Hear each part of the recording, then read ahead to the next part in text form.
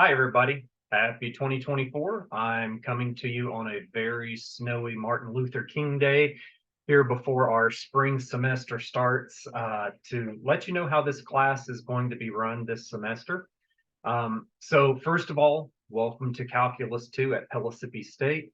I do think that this is a very challenging course, much more so than a Calculus 1 course.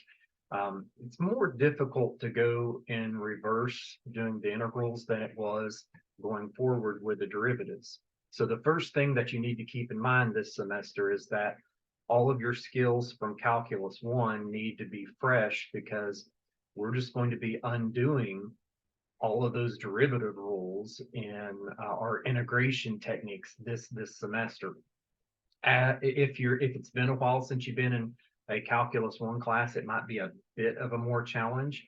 But I've had students that haven't even had Calc 1 in 20, 25 years that have done extremely well in this class. So it can be done. You just have to put the work in to make sure you get the derivative skills before you can undo those and do the integration skills in this class. So as a way of letting you know how this class is going to be run, I'm just going to be going through the Brightspace course with you, trying to show you some of the resources that I have set up for you. Um, One thing that I do want to make sure to point out in this video, though, is that if there's not something available that you would like available, please let me know. I want this to be a fantastic class for you, and I will do whatever I can to make sure that it is that. I'm not the greatest online teacher. I much prefer teaching in person, and I think that this class lends itself to where an in-person experience is superior to an online experience. But despite that, I still love teaching it online as well, and I'll be glad to do whatever I can to make sure that this is a good class for you. You just need to reach out, let me know what I can do, and I'll be glad to do it. Okay, now, first things first, let's go ahead and look at that Brightspace course. I'll go ahead and share my screen with you, and we'll take a look at that. Okay, so this is our course homepage, and you'll see I went ahead and did an introduction on here, probably the same warning in this message about this is a pretty tough class, and it's definitely a tough class to try to take online. Not trying to scare you, because I have extremely high success rates in this class, even online, but it can still be very difficult. I think it's far more difficult, like I said, than Calculus 1 is. So, like I said before, I'll post as much as I can to help you. You'll find lecture videos, help videos for each Achieve homework assignment, PDF notes to accompany each lecture or help video. So as you're watching my lecture videos, you can choose to take notes on your own. But you can also just look at, I have my anything that I use to put in my notes that I do within the lectures. That's posted for you under the contents as well. So you can just go back and use my written notes if you want, as a resource for you. Now, in addition to a lot of the other resources, I've also put the author solutions manual and my book homework assignments. That's just an additional resource for you. You'll notice them at the very bottom of the content. Oftentimes students say, I just wish I could see a few more problems. Well, you can. So in addition to our online problems, if you wanted to see what my book assigned problems would be, I went ahead and posted those. It would give you some more practice as you go through the sections if you wanted to see some more problems other than what's just on the Achieve platform, which is our online homework platform. But like I said, they are not assigned for this class. You can use them as a resource reference. So as you go through the solutions, whether it's my Achieve solutions or it's my book homework solutions, you'll see I try to really thoroughly show my work in each step. That's the same thing I would expect you to do on tests. You can't just magically come up with an answer without any work showing it, particularly when we start doing definite intervals. There's a button on your calculator, Math 9, that'll find the answer like that, but it doesn't show me if you understand the integration process. So sometimes you can get a perfect correct answer and not get a bit of credit if you don't show the work showing that you know how to work the problem. Now, like I said earlier, if there's something else I can make available to you, let me know. I really, truly want to improve the way I teach every semester, and my online teaching is definitely still evolving. I taught my first online class during the pandemic in 2020. I'd like to think I've improved a little since then, but probably not a whole lot. So I will certainly take any recommendations, suggestions as to how I can improve what I can make available to you. I really, really want this to be a great class for you. You just let me know what I can do, and I'll do my best to do it. Now, our Achieve Online homework system, as you register for the class, you're charged a $15, sorry, a $50 access fee for the Achieve system. You should be able to hit the Achieve button underneath content and it take you directly to that. You should not have to pay any additional charges you've already paid. So if, for example, a paywall comes up when you try to hit the Achieve button, please let me know or let our bookstore staff know that there should not be any additional fees for you. We have it arranged to where you get a very low cost $50 and it gives you the online homework platform in addition to the ebook and the other resources on Achieve. So I'll go through how that works as I get into the content as well. Let's go ahead and do that. When you hit the content button, this is where I will have all of the information for our class. I won't use any quizzes or anything that's on here. So please, please just refer to the content tab for everything involved in the class. And of course, I'll post grades and stuff too. First thing here, let me go through the policy sheet. A lot of the things I've been talking about are also policies, but we'll look specifically as to what I put on our policy sheet. If I didn't say it, I'm Jonathan Lamb. I'm the lead professor for calculus at Pellissippi State. Hopefully some of you will come see me in the office this semester. I'm in Haslam 2057. And also, as far as contact information, you can certainly always email me. And when I say email, I mean the webmail email, the jwlam@pstcc.edu. Or send me a text on the cell phone. And first time you do send me a text, let me know who you are, because you probably will not be on my phone contacts, so I can reply accordingly. And not only who you are, but what class you're in, so I'll know specifically. I would strongly prefer you not to contact me within the email inside of Brightspace. Simply because the reason I can only reply to it if I'm also within Brightspace. I can't reply to, even if I have it forwarded to my webmail email, I can see it, but I can't reply to it unless I happen to be inside of Brightspace myself. So I would prefer you not to. I still try to answer those too. It's just the answer will be certainly delayed versus sending me an email at the jwlam@pstcc or sending me a text on the phone. Those are your two best contact methods. Now, as far as times that you could get some help from me this semester, I'll plan to be on Zoom each day at 12 o'clock, from 12 to 1 o'clock. I'll actually be in my office on Zoom, so you can come by my office in Haslam 2057 if you wanted to see me in person and let me work with you in person, which is preferable to me. I think I can help you better in person. I'll do my best on Zoom as well. I'll also be on Zoom at 3 o'clock on Fridays. That's from home though, not from the office, and be able to help you on at that time too.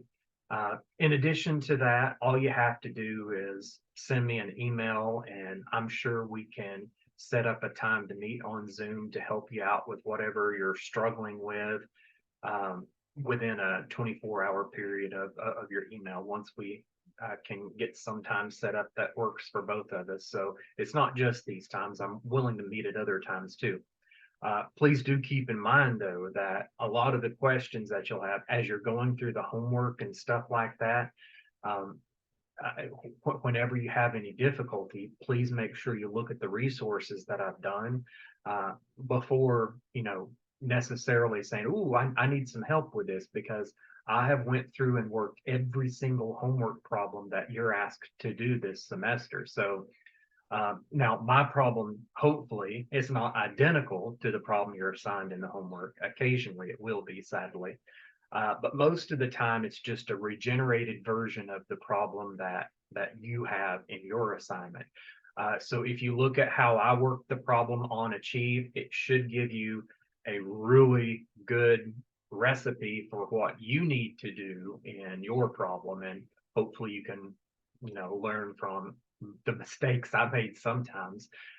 Some of the times, and I shouldn't say mistakes, it's entry errors. Achieve is specific sometimes in how they want some answers entered in, and it can be frustrating at times. So instead of getting frustrated, you can watch the video that I have on. If you try to answer a problem and get one wrong, you say, "Oh, okay, let's see what he did," and I bet you can see what Achieve is wanting after that. But if not, please don't sit there and spin your wheels and get frustrated. Contact me and we'll figure it out together.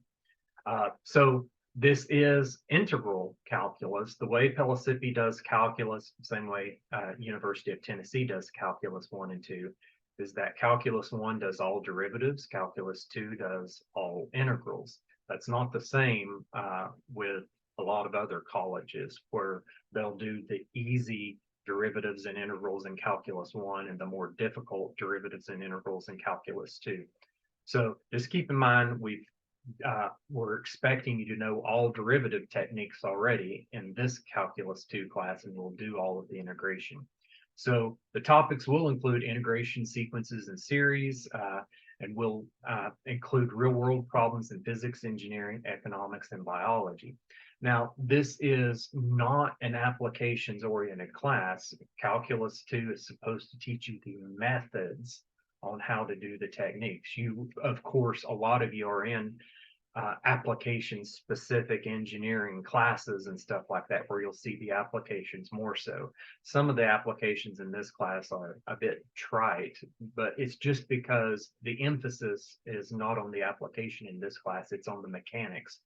We need to make sure you know how to do what you need to do so that when you do get into an applications class, you're competent with the techniques.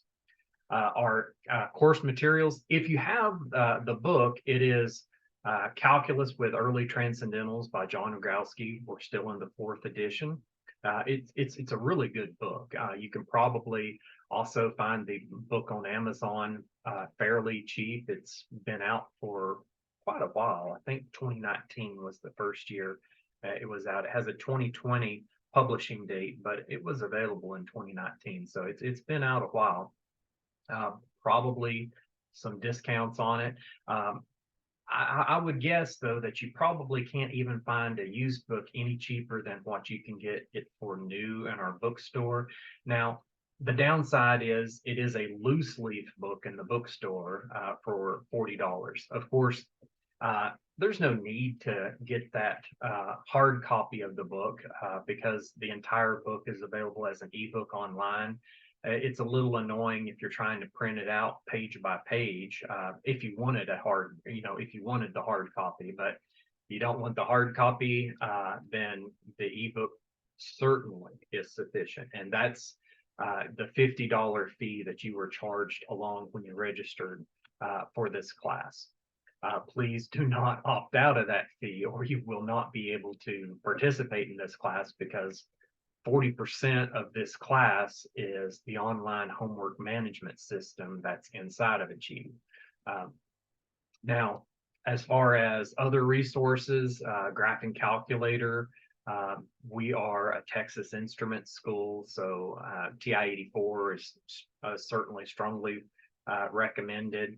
I'm not saying you can't use other calculators, but that's anytime I use a calculator in any video or showing you how I'm doing it, I will always use a TI-84. TI-89 or anything with a computer algebra system are not permitted. They have a symbolic manipulator that allows you to integrate functions, and you get the function back out. Now, even the TI-84 does integration with definite integrals, and it can spit out a numerical answer, but the ones with symbolic manipulators can leave it in functional form. So it can tell you something like, well, the integral of x cubed is x to the fourth over 4. We don't want a calculator to do that, because we need to know that you can do that. Whenever you go to take tests in the testing center, I'll just have a list of OK calculators that you can use. If you're using a calculator other than an 84 or some common calculator, you might want to send me an email ahead of time, just so I can get it on the approved calculator list, assuming it doesn't have a symbolic manipulator. I can check that out. Resources. And this is where I've really tried to work hard and make sure you don't feel like you're on your own as you're doing this class from home online. I've really, really have worked hard to keep the resources quality in this class. A lot of online Calculus 2 class use the resources that I have posted here. They'll just have their class, hey, go watch these videos on Khan Academy, or go look at these notes that from Lamar University, that Paul's online math notes. Both resources are fantastic. I would feel like a lazy professor, though, if I just set up an online class and pointed you to other resources other than working myself to do resources for you. So while I won't necessarily use these in my class, I think they're fantastic resources. So if you look at the Khan Academy calculus information, and if you want to see some fantastic notes for Calc 2, both of these are resources you should check out. But now, other resources that I've posted on there, of course, like I said, also your author solutions manuals posted on our Brightspace page. The other resources within Pellissippi is you could go to our Learning Center, and they will have virtual and on-campus hours this semester. Of course, that's an additional resource. I would rather you see me first. So I should have put up here, and normally I do, resources. Hey, number one resource, see me first. Please, please keep that in mind. Even though I forgot to put it on here, I hope I am your number one resource for the class. Classroom policies and procedures. This is an asynchronous class. With this class, I have had students make an A in this asynchronous Calc 2 class, and I've never, ever met or seen them online. Please don't think that you're, really have to come see me. That's not the way this class is. I'm wanting to give you the freedom to do what you need to do in this class to be successful. If you need to see me daily, weekly, whatever, for help, great. I'm thrilled to work with you.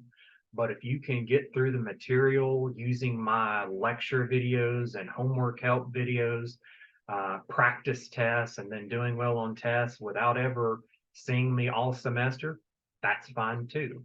So please, please understand, I'm trying to make sure you have the freedom to treat this course how you need to treat the course.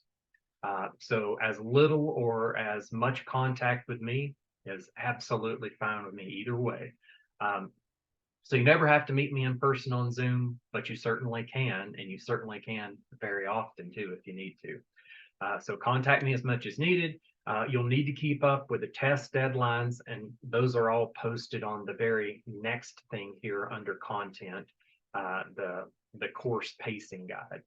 So you'll need to keep up with the test deadlines, and there's also deadlines for the Achieve homework that are posted beside of every homework assignment inside of Achieve, and they're also posted on the pacing guide. Please keep up with that pacing guide and be ready for deadlines and tests. Please contact me with comments, questions, and like I said, the email or contacting me by text to the cell are the best contact methods. As far as grading this class, it's extremely easy to know how you're doing it. You're going to have online homework on Achieve, and it's going to give you a running tab of whatever your online homework grade is. At the end of the semester, when you should have completed all assignments, I just look at the grade for all of your Achieve assignments, and I pull that over into Brightspace, and that's worth 40% of your final average. The vast majority of students in this class get somewhere between a 90% and 100% for their homework grade. So I fully expect those who do well in this class will have an A or a very high A for 40% of their final grade. Then in addition to that 40% that comes from your online homework, you're going to have 4 tests and a cumulative final. So you're only required to take those 4 tests throughout the semester. Each of those tests will be worth 15% of your final grade, for obviously a total of 60%, adding to 100% of your grade. Now, assuming that you don't like one of your 4 test grades throughout the semester, or if you happen to miss one of my tests throughout the semester, you're able to replace that grade with a final exam. The final exam in this class is not mandatory. You just take it if you're not happy with one of your earlier 4 test grades. So the online homework, 40%, 4 individual tests worth 15% each for a total of 60%. And then we grade with the math department grading scale, whatever your average of those 100 percentile gives you. You add them up and you get to one of these. Now, I'll also do some extra credit as the semester goes along. I like to have some fun with my classes. One of the things that I love to do is try to do the March Madness brackets for basketball. So right around the middle of March, middle to late March, we'll do a March Madness bonus bracket, and anybody who does well in that bracket can get some extra credit towards some test grades in the class. And if you don't follow basketball, there's no worries because you still have a good chance of getting some bonus points if you participate in the bracket, just because there will be autofill options that allows you to just autofill your March Madness bracket with expert picks. So probably takes you all of maybe 5 minutes to go in, register with CBS Sports, do auto picks for any of the experts, and it goes ahead and fills out your brackets for you. And if it does a good job, hey, you'll get some bonus points. If not, well, it's still fun. Now, like I was saying when I introduced this class, a lot of people really think Calc 2 is a hard class. I think Calc 2 is a hard class. I think it's the hardest of the calculus sequence. It's a lot more difficult to go in reverse because we don't have all of these rules in Calc 1. You have the quotient rule, the product rule, the power rule, the chain rule. And you're like, well, gosh, yeah, that's a lot of rules. Well, it's good to have rules. It's good to have predictable patterns. In this class, we have techniques, the substitution technique of integration, integration by parts technique of integration, partial fraction decomposition technique of integration. Sometimes they work, sometimes they don't. But I also think that adds to the beauty of the class too. It takes a little bit more creativity sometimes in this class to figure out what you need to do in a problem, rather than Calc 1, where there's just a rule that tells you, hey, this is what you do. Now, let's go ahead and look at that next resource. You can just hit the next, but I kind of want to show you it's on this page too. So table of contents, you'll only have two things right now in this beginning of the semester. After I make this video, I'll post the video underneath beginning of semester information too.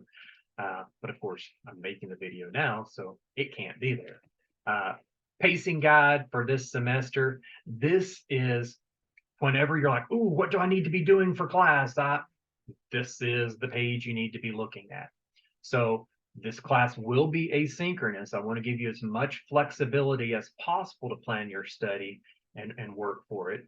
There's no mandatory weekly assignments, but you'll see about every 3 to 4 weeks, there's a test and homeworks due. So you got to make sure to not get too far behind, or else it's really difficult to catch back up.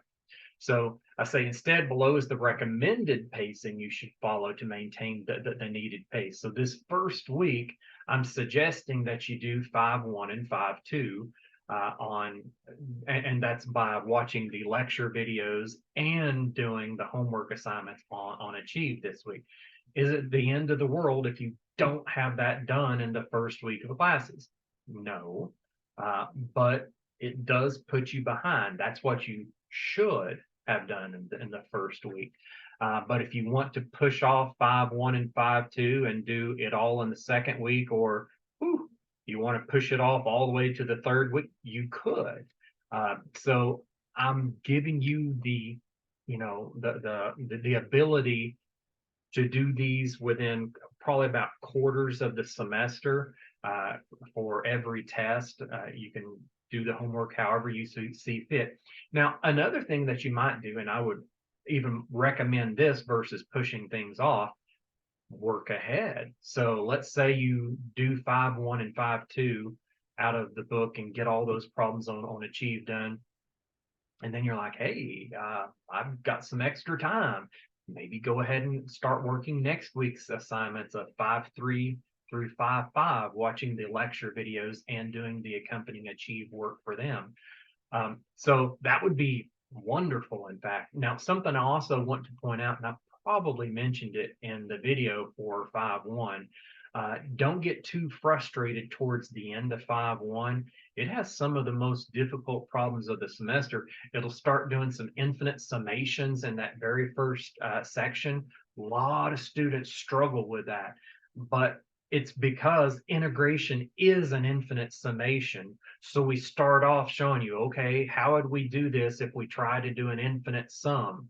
I would liken it to the quotient rule in Calculus 1, where you said f prime of x is the limit as h approaches 0 of f of x plus h minus f of x over h. You know that that's not the most efficient way to take the derivative, but it is the algebraic limit definition of a derivative. So we did that sum before we started doing our derivative rules. And in fact, all of our derivative rules can be proved with that limit definition of a derivative.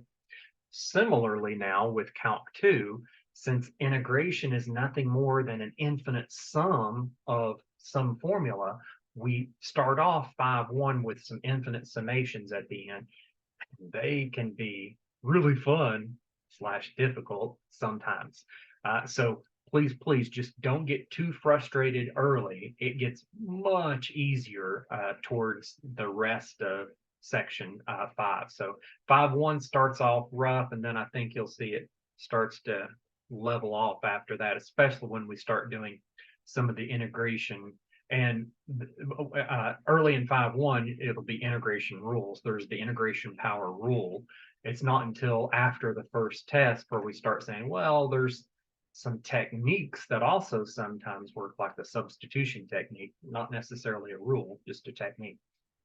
Now, you'll see here, welcome to work ahead. If you work slowly, you'll just need to catch up by the end of the window for each test.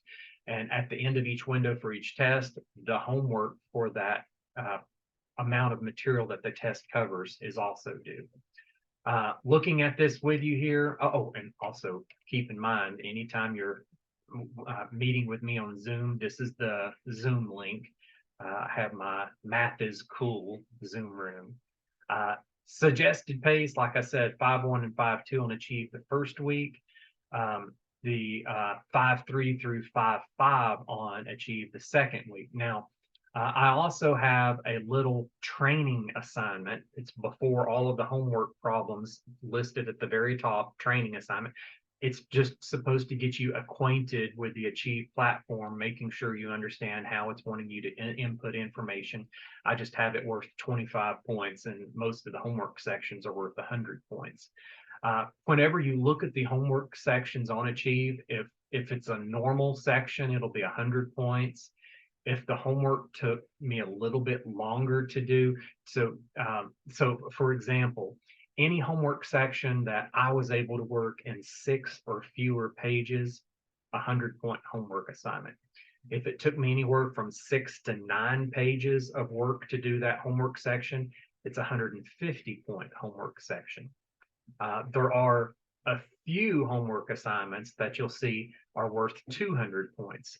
That's because it took me between 9 and 12 pages for me to do the homework. Now, when I say between 9 and 12 pages, that's mainly because I really try to show out my work in detail so that it's easy for someone else to follow when they're looking at what I'm trying to do. And that homework is posted on, or that those notes are posted online in addition to the videos of me working those. Exam 1 here, you'll see, is to be taken sometime between February 1st and February 7th. So during that time, I always do the exams from Thursday of one week up until the Wednesday of the following week. And these exams can be taken at any campus testing center, whether you're at Strawberry Plains or Magnolia or Blount County or the main campus. I'm hoping most people test on the main campus, the Hardin Valley main campus, just because it's easier for me to get your tests in a more timely fashion to get them returned and graded to you. But if it's more convenient for you to test at another campus location, that's perfectly fine. Just understand that whenever I start returning graded tests after the testing period, it may be, 2 or 3 days longer for you to get your results back than everyone else, just because it has to go through campus mail to get to me before I can grade it.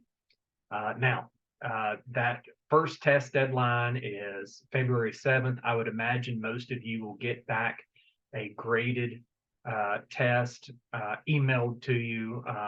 So you'll get a scanned email of all of your graded tests, probably about 2 days after the grading period. And then I'll post my solutions online so you can see, compare what you did versus what I wanted you to do. And hopefully they're the same and you make a 100. But in the event that they're not the same, I'm wanting you to be able to learn from your mistakes and maybe even meet with me and see what you need to do to not make those mistakes in the future. Then you can see in the next section of material goes from section 5.7 through 6.4. And all of that testing period for those sections will be February 22nd through the 28th. And on that 28th, you'll see I'll have a due date for the Achieve homework sections for that too. So after that date, you wouldn't be able to gain any more points on any homework 5.7 through 6.4. They'd still be open and you could see them. It's not going to allow you to work them for credit after that date. Similarly, for the section 7.1 through 7.7, that section will have test dates of the March 21st through March 27th. And on that 27th, the Achieve homework for those sections shuts down. And then lastly, our test covering 8.2 through 10.6 will be April 18th through April 24th.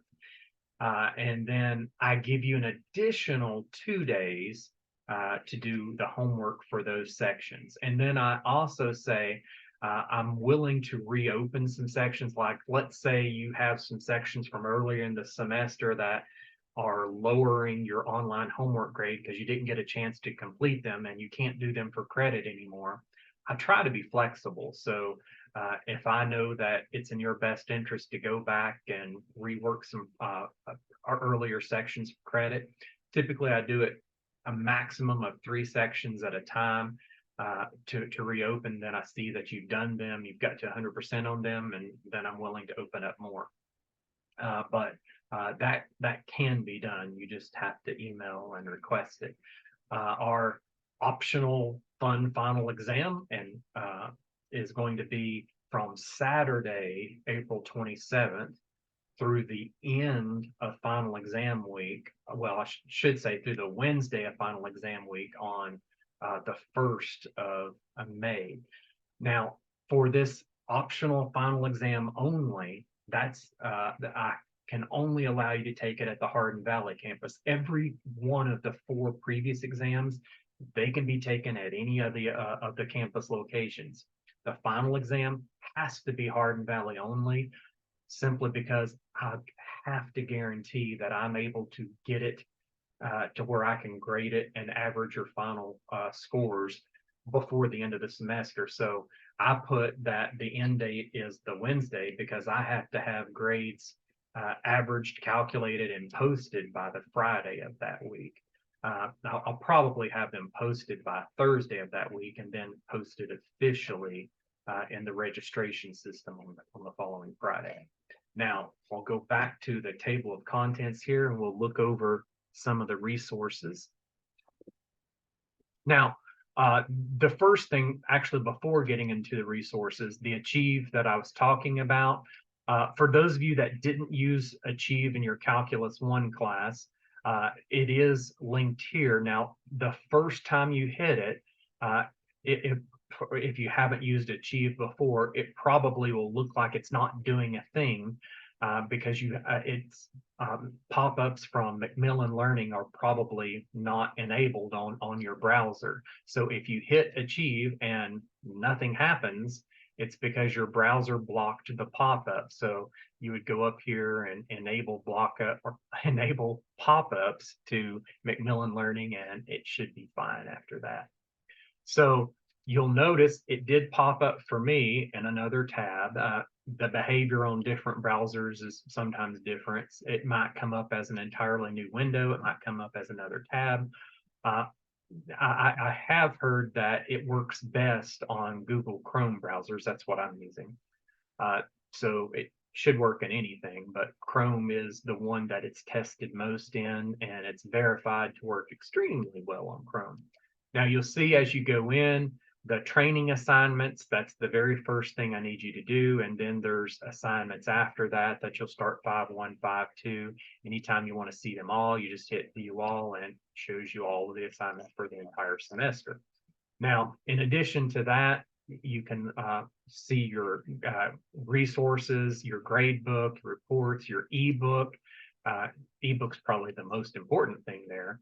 You can see what we're looking at in each section. So if you wanted to look at the chapter 5 content, specifically this first section where I was talking about gets into infinite summations towards the end of the section, which is just fun stuff. You could go in there and click on this and it should load it. Mine loaded pretty slowly. So you can see in through here where it's trying to bring up the concept of infinite summations. And the way we talk about that first is we say, well, if we're trying to find area under a curve and that curve is of irregular shape, we could find the area by finding a whole bunch of different rectangles under that curve and finding the area of each rectangle. The more rectangles that we put under the curve, the better that approximation would be. And then we say, well, what if we put infinitely many rectangles under the curve? And then the whole concept of an infinite summation comes into play after that. Now, I won't talk about that too much now in just an introductory video, since that's all talked about in your 5.1 lecture. But it is fun stuff. And you can see towards the end of that section where they get into some of the examples with the infinite summation. So their last example here, they're looking at finding the exact area underneath the sine function from pi over 4 to 3 pi over 4 by breaking up the region into infinitely many rectangles within there. So pretty cool stuff there. Now, whenever we're looking at what you need to do here, though, just please make sure you always go back to my course and you'll see the assignments. The first thing, and it has to be done by January 28th, that training assignment, and then you'll see the homework after that for your first section of materials. Okay, so, and direct links to both just the my course where the homework is, and if you just want to go direct to the ebook, they're both posted there. Now, what I've worked hard on to make sure that you don't feel alone as you're trying to work the course, and specifically, I was saying some of the problems towards the end of section 5.1 are difficult. You'll see that the videos that I did, since Zoom has a knack of sometimes logging me off after about 40 minutes, I break the homework up into bits. And so you'll see I have problems 1 through 10 that I've worked on Achieve, 11 through 20, and then 21 through 29. You'll have 29 homework problems in the first Achieve assignment. If I click on that last portion here, this is where the more difficult problems should be. You'll see this comes up, and how I try to explain the problems as you're going through. Like, for example, let's try to work towards that problem 25 that was posted here. So when you come into this, it'll have me talking about it, the problems, and if I scroll on down, let's say, for example, it was 25 that we were struggling with, and maybe I worked a long time on 24. There we go. So you can just scroll to whatever part of the video that you need to get to hear the explanation for that problem. So now on this one, if we were using the formula for the right-hand rectangle with infinitely many rectangles in there to approximate the area under the group 12x quantity squared from -1 to 5. So you'll see I tried to explain how I would go throughout it, show you all the work, and not just show the work, but point to it and try to explain where I came up with that in each step like that. So hopefully that's of a benefit to you. I've worked hard to make sure that you have the resources, because otherwise I know it can be pretty frustrating. Let's see. Now, also, in addition to the videos for each of those sections, let's say that you're like, well, I really don't need to hear him. Let's just see the work that he did. That's on down here. You'll see scan of work from Achieve Help videos. So if you just wanted to see, okay, how much work did he have to do for section 5.1? It pulls up how I worked every single problem in the section. So you see 5.1 Achieve. It took me, let's see, 1, 2, 3, 4, 5, 6 and about 1/4 of a page to do this section. And you see it's the problems towards the end that do get more fun, where it takes a little bit more time and effort to do them. But anytime the written work is not enough to help you out, well, that's when you refer to the video for more of an explanation of where that written work came from. Or if that doesn't help, that's where you should, first thing is to contact me and hopefully come to one of my Zoom sessions where we can look over whatever you're struggling with, or find another time to meet on Zoom. Or maybe I can just do a quick video of your particular problem and explain your particular problem to you and send that video to you. So there's a bunch of different ways we can, try to help you out in an online class. Also keep in mind the Learning Center is a great option as well. So I have the Achieve problems posted that you work, the Achieve Help videos for every single problem that you're assigned. before you should even go into those, you should watch the lecture over the video. So I would hope that you wouldn't try to work the 5.1 homework assignment before looking through my 5.1 video. I've had a lot of students that will send me a message and they'll say, I don't know where these problems, how I don't know how to do these problems. It doesn't make any sense. And then I'll look and I'll see that they haven't even accessed the lecture video that goes over how to do the problem. So please make sure you watch the lecture video before you just try to jump in and do the homework. Uh, that would be the way that you should do it. Now, I say that, and I will look to see if you watch the lecture videos, but uh, I'm not grading you on how many lecture videos and how much of the lecture videos or help videos that you watch. You should, and I'll know whether you do or not. But don't feel like you have to. If you skip a lecture video and you're still able to get all of the homework for that section right, that's fantastic. And you're especially if you're still able to do well on the test too.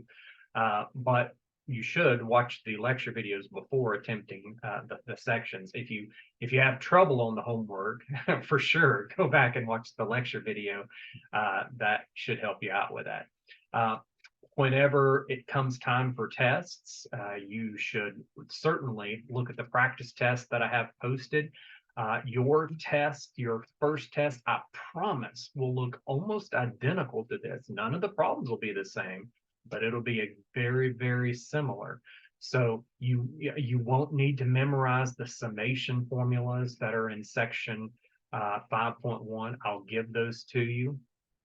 And then your first test, that's going to be from, I think I said February 1st through February 7th.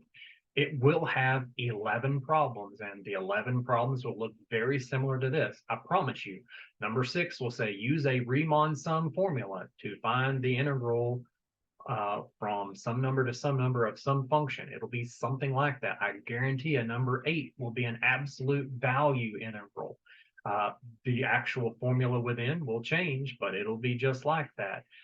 Number 10 and 11 will be displacement, application problems. Number 10 is a displacement problem. Number 11 is asking about how far a car has traveled if it's applying its brakes at a certain rate. So I guarantee your actual test will be similar to this. Now, with these practice tests that I've posted, I have the written solutions to them. And then I also have, so written solutions to my practice test. And then I also have my video solution. So if you need the problems explained, like, well, okay, where is this written solution coming from? You just go in here to my video solution, scroll to the problem that you're working on, and you should hear an explanation for what you need. So that's all there. Another thing that I'll be certainly willing to do, because I want to give you as many resources as possible, I could post, in addition to the practice test where you already have my written solutions and video solutions, I could post the tests I gave last semester and the solution key to those. So it would give you another resource, another practice, and to help you see, oh, okay, yeah, his practice tests and actual tests are extremely similar. I just need to know how to do problems of this type. So whenever we do have tests, after the testing period ends, like our first testing period is going to end on February 7th. Shortly after that, you'll get your test back with grades, and I will post a detailed solutions to the tests on here so that you can compare what you did versus what I wanted you to do. If you'd like to see PowerPoint notes for each of the chapters that we'll be covering in the class, they're here. They're very good PowerPoint notes. They're done by the publisher of the book. A lot of teachers would teach with these PowerPoint notes. I get bored myself teaching from PowerPoint slides. So I choose not to, and I like to do my own work anyway. So I just write out stuff and do my lecture videos with that. But these would be very useful resources that goes along with our book too. So like I already showed you, you have a scan of each of my homework assignments from Achieve. If you don't need the video all the time, it might be quicker just to look at the scan of my work. Uh, in addition to the lecture videos, you'll have, if you want to see, well, what did he do in that first lecture? What was problem number 3 in his examples? You can see through here and see what I did in all of those. So um, anything that I do in my lecture videos, I have posted on here for you. Up next, let's see. So after the notes from the lecture videos, you'll see a scan of your book. You already have your ebook posted on the Achieve Learning page. So you have the ebook here. Now, it might be easier if you're just trying, especially if you're printing out a few pages from it, it might be easier just to print them out from the scan that I have. So this would come up and it's just a scan. So the quality will not be nearly as good as what you see in the ebook. Uh, but it's pretty good, even though it's just a scan. So you can see your book comes up like this, and this would be easier to download, and you could use even whether you're online or not. So if you're not sure you're going to be online and you wanted to make sure you had something you could read, you could just download each of the chapters that we're doing, or if you wanted a hard copy, it's easier to print out from a certain page to another from this. So that's there for your convenience. And after that, let's see here. Oh, yeah, the last two things you don't have to do. It's just if you wanted to see other examples, I did. This would be if we were in an in-person class. My in-person students get to choose whether they want to do the Achieve online homework assignment or a book homework assignment. You don't get that choice. Since we're an online class, you have to do the online homework. But if you just wanted to see what my book homework assignment would have been, it's the problems out of section 5.1 end. I put the assignment on the top, the problems I'm working out at the end of the section, and then how I did the problems thereafter through that. So, and you'll see that the length of time it takes me to do the Achieve assignment is typically a little less. If you remember, my first Achieve assignment was 6 and about a fourth of a page. My book homework assignment was 8 pages for this section. But that gives you some more problems to use as resources. A common thing in this class is students will say, well, I wish I had some more problems to look at to make sure I'm comfortable with it. That's why this is posted. So it's certainly not mandatory for you, but if you wanted something else to look at and make sure you're good with them, that's it. And even if you wanted to go beyond what I have posted in the homework problems I would have done, you can look at the solutions to all odd homework problems by going into the student solutions manual by the author. So this would just post it, or sorry, so show you the answers to all of the odd problems within the sections. I'd rather you look at mine before this, just because it's going to match the way I do the problems, and it will show out more steps than this will. But this just shows you more problems. So if you wanted to look at problems that I didn't necessarily do, they're there. But keep in mind, the problems that I do will be the problems that I hold you accountable for. If I don't do a problem, there's probably a reason I chose not to do it. So your tests should, well, definitely mirror my practice tests online, but also mirror the types of questions I ask you to do within Achieve. I don't ever want to waste your time by asking you to do things that aren't relevant for the course. So I think you'll see that pretty much whatever you do, it's going to be well represented on what you're graded and tested on. Now, I think that's it. That's all I can think of, but please feel free to reach out. Let me know if you have any questions. I'm looking forward to having a great semester, and hope it's a great semester for you. And anything that comes up, please, please reach out. Let me know how I can help you out. jwlam@pstcc.edu, or meet me here on Zoom, and I'll be glad to help you out. Oh, also keep in mind, you're welcome to call too, 865-604-2199. I'll update this first block to put all that contact information to make it quicker and easier to get to me. All right, guys. I hope you have a great semester, and I hope to see you soon.